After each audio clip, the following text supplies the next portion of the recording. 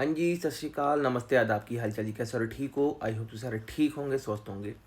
और जी आज बात करेंगे इस फ़ालते के बारे में। इस फ़ालते के बारे में बहुत ज़्यादा लोगों को कन्फ्यूज़न है कि क्या है, क्या नहीं फ़ालता। मियोस डी सब्सिस्टेंसिया, जिसके अंडर काफ़ी चीज़ें आती हैं, जैसे सेल स्लिप्स, मालिक की डिक्लेरेशन, काम का कॉन्ट्रैक्ट, सूरंशल जो निकलती है आपकी सूरंशल से टैक्स की डिक्लेरेशन, वो हो गई। ये काफ़ी सारी चीज़ें इसके अंदर काउंट हो सकती है। पर बेसिकली इसका मतलब क्या है? इसका मतलब ये है कि आइमा ने आपको फालता दिया है कि जो एज़ पर लॉ जो सैलरी स्लिप्स होनी चाहिए थी या टैक्स डिक्लेरेशन होने चाहिए थे, वो आपके नहीं है। फॉर एग्जांपल अगर आप लीगली पुर्तगाल में आए हो तो आपके 6 टैक्स कम से कम होने चाहिए बायोमेट्रिक्स कराने के लिए। और अगर आप लीगली नहीं आए हो, किसी और कंट्री थ्रू आए हो, तो आपके 12 टैक्स होने चाहिए बायोमेट्रिक्स कराने के लिए। पर प्रॉब्लम ये है कि कई लोगों के 12 टैक्स है प्रॉपर, कई को 6 पर टैक्स है प्रॉपर, उसके बाद भी ये चीज़ आ रखी है।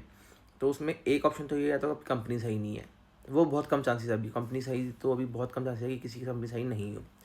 ज़्यादा चांस क्या है कि जो लोग खासकर एग्रीकल्चर में काम करते हैं, उनको जो टैक्स गए होते हैं, वो कोई 15 दिन का गया है, कोई 10 दिन का गया है, कोई 8 दिन का गया है।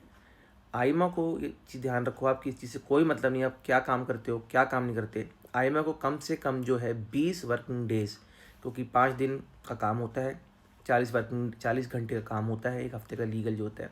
तो कम से कम आइमा को उतना तो चाहिए चाहिए, 20 वर्किंग डेज़ का आपका टैक्स होना ही चाहिए कम से कम।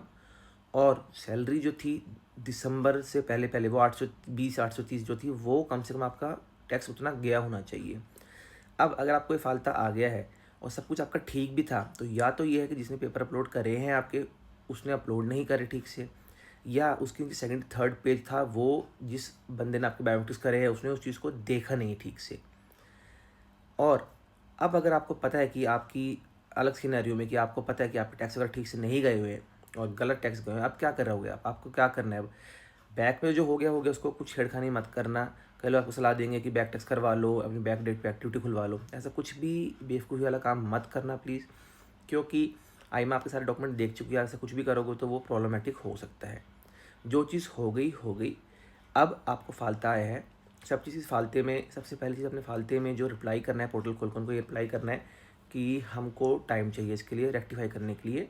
हम पोर्टल में हमारे पास काम नहीं था, पर अभी हम काम ढूंढेंगे और आपको दोबारा अपलोड करेंगे डॉक्यूमेंट्स। हमको कम से कम 2 से 3 मंथ का टाइम चाहिए।